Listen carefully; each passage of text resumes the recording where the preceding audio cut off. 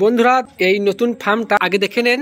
ফার্মটা একটু এই ফার্মটার এই তলা দিকটা একটু ফাঁক ছিল, মানে ধরুন 6 ফুটের নেট হয়। এবার তো ধরুন উপর দিকে দিতে গেলে তো তলা দিকটা একটু ফাঁক হবে, কিন্তু উপর দিকে ফাঁক রাখলে কিন্তু আপনার পাউস বিড়াল বা শিয়াল ঢুকে পড়তে পারে। শিয়াল না ঢুকলে পাউস বিড়াল ঢুকবে। আর নিচের দিকে ফাঁক থাকলে সেটাকে কি করা হচ্ছে দেখুন, এই দেখুন পুরো এইভাবে ঢালাই দিয়ে দেওয়া হচ্ছে। এবার কী কী দেওয়া হচ্ছে, প্রথমে ধরুন ইট দেওয়া হচ্ছে, ঠিক আছে, তলায় একটু করে, দুই দিকে পাটা দিয়ে এখানে কুচি পাথর, সিমেন্ট, বালি এইসব দিয়ে এখানে ঢালাই করে দেওয়া হচ্ছে, ঠিক আছে।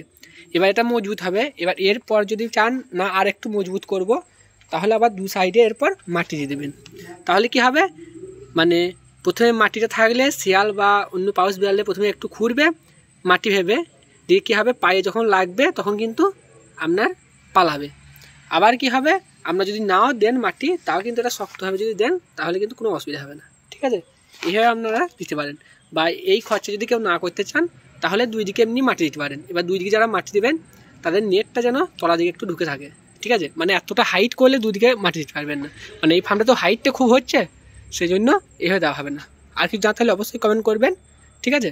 আপনাদের কমেন্ট অনুযায়ী ভিডিও করা হবে। সকল ভালো থাকবেন, সুস্থ থাকবেন, ধন্যবাদ।